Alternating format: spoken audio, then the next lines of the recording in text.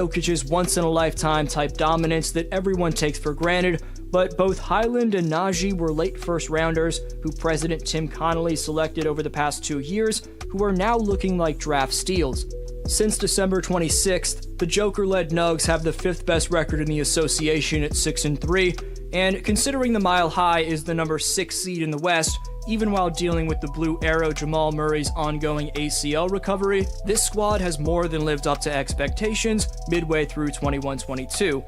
So stay tuned to see if Nikola has any shot at winning back-to-back MVPs, and to see how the Denver Nuggets' unknown talent around Jokic is keeping them alive. Before continuing, only 11.4% of you watching right now are subscribed, so if you haven't already, please subscribe. Also leave a thumbs up, it takes a few seconds and makes a massive difference. You can follow me on Instagram and Twitter at dflowhoops, and I'll follow you back.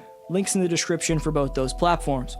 It's been quite some time since we've talked about the team located 1 mile above sea level, as while Nikola Jokic has been mentioned periodically, Murray or Porter Jr., but if the Nuggets can keep up the type of winning they've been doing as of late, I'll have to keep posting more videos on this squad, because Denver is a team like many others that aren't the Lakers, Knicks, or Warriors that fails to get its fair share of attention in the mainstream media or even amongst NBA YouTubers. But you can't forget, even though they were playing in an empty arena, that the Denver Nuggets came up 3 wins short of beating the eventual champion LA Lakers in the bubble playoffs, as the Nuggets made the West Finals in 2020. Murray and Jokic have fueled this team to at least the conference semifinals in each of the last 3 seasons, and we can't fully take into account their second-round exit to Phoenix where they were swept in 2021, considering they didn't have a man who averaged 27 points per game in the playoffs from a year earlier in the Blue Arrow. But due to the lack of attention that Denver receives, 2 of the team's inexperienced yet young, energetic, and improving players in the Rook Bones Highland and the second-year man out of Arizona in Zeke Najee have flown completely under the radar to the point where casual fans, even diehard fans of other that can find a rhythm. Over the course of playoff series that Jokic has been successful in the past, opposing coaches making adjustments to stop his all-time great passing get mercilessly hit with Sombor shuffles, and those doubling him to stop those Sombor shuffles are met with jumbo Steve Nash-esque passes from the post. In 2021, Joker had one of the all-time best years we've ever seen, posting 26.4 points, 10.8 rebounds, and 8.3 assists per game. Nikola became one of 3 players ever to average at least 25 points, 10 rebounds, and 8 assists in a season, joining Oscar Robertson and Russell Westbrook. The generationally great center also surpassed 50 triple-doubles throughout his career, which had sustained the grind playing in every single game. While the usual 82-game schedule was condensed by 10, only 11 out of 540 players were able to play in all 72. Jokic became the first MVP since Kobe's 2008 season to play in every single game.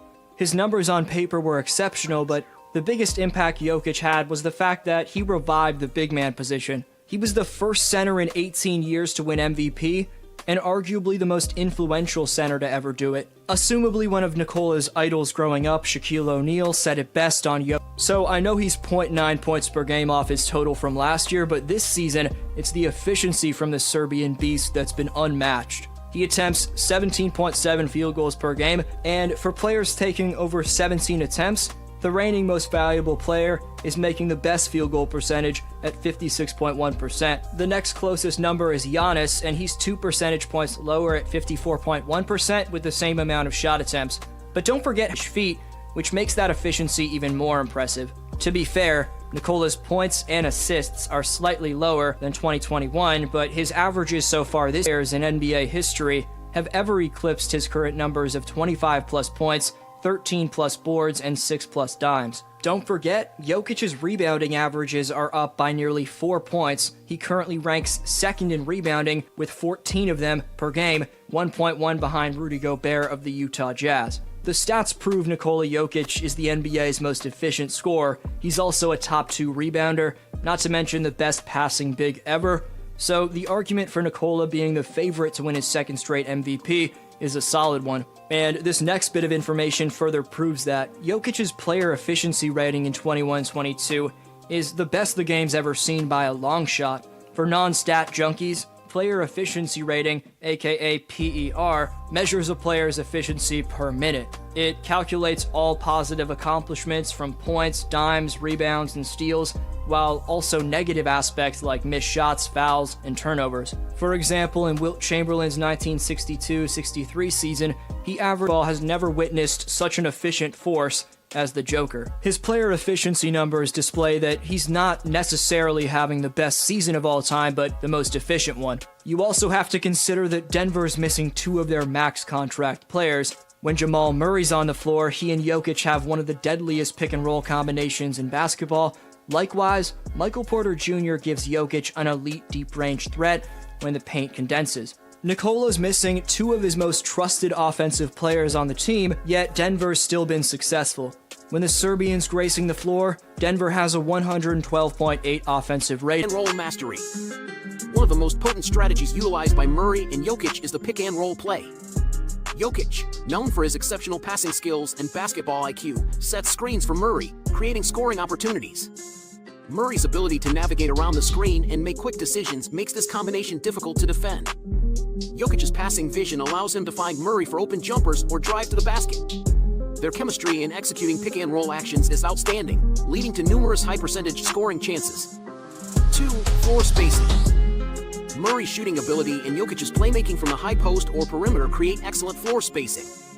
Murray's threat as a shooter forces defenders to stick close to him, opening up driving lanes for Jokic and other teammates.